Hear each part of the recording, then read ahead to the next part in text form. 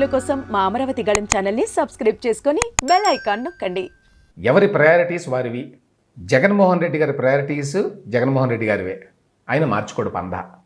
తాజాగా వార్త ఏమిటంటే మాచర్ల మాజీ ఎమ్మెల్యే పిన్నెల్లి రామకృష్ణారెడ్డి గారి మీద 4 క్రిమినల్ కేసులు ఉన్నాయి. అవినీతి కేసులు కాదండి, క్రిమినల్ కేసులు. అందరికీ తెలిసినటువంటి ఈవీఎం కేసు జాతీయ స్థాయిలో అది పెద్ద సంచలనంగా మారింది. ఒక ఈవీఎంని పోలింగ్ కేంద్రంలో పగలగొట్టడం. అది కాకుండా మరొక 3 కేసులు ఉన్నాయి. ఒక 2 వ్యక్తులను బెదిరించిన వ్యవహారం ఉంది, ఒక సిఐ మీద దాడి చేసిన వ్యవహారం ఉంది. వీటన్నిటిలో కూడా కేసులు ఉన్నాయి. వాటిల్లోనే ఆయన జైలుకి వెళ్ళారు. ఆయన్ని నెల్లూరు జైల్లో పెడితే జగన్మోహన్ రెడ్డి గారు ఓడిపోయిన తర్వాత చేస్తున్నటువంటి ఏకైక పబ్లిక్ ఈవెంట్ ఏమిటయ్యా అంటే అక్కడికి వెళ్ళి నెల్లూరు వెళ్ళి పిన్నెల్లి రామకృష్ణారెడ్డిని జైల్లో కలుస్తారట.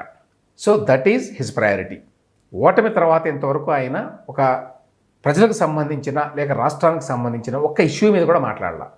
ఆయన చేయబోతున్నటువంటి మొట్టమొదటి కార్యక్రమం ఏంటయ్యా అంటే నెల్లూరులో క్రిమినల్ పనులు చేసినందుకు గాను జైల్లో ఉన్నటువంటి పిన్నెల్లి రామకృష్ణారెడ్డి గారిని కలవడం అన్నమాట. ఆయన రేపు వెళ్తున్నాడట అక్కడికి.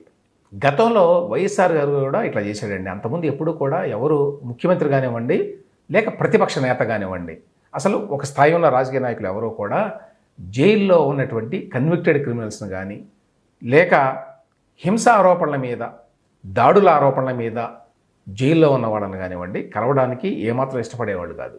వైఎస్ రాజశేఖర రెడ్డి గారు ఆ పని చేశాడు.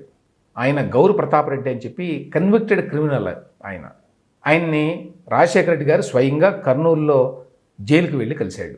అప్పుడు కూడా అది పెద్ద సంచలనమైంది. సో అదే వారసత్వంలో జగన్మోహన్ రెడ్డి గారు ఇప్పుడు పిన్నెల్లి రామకృష్ణారెడ్డి గారిని కూడా కలుస్తున్నారన్నమాట.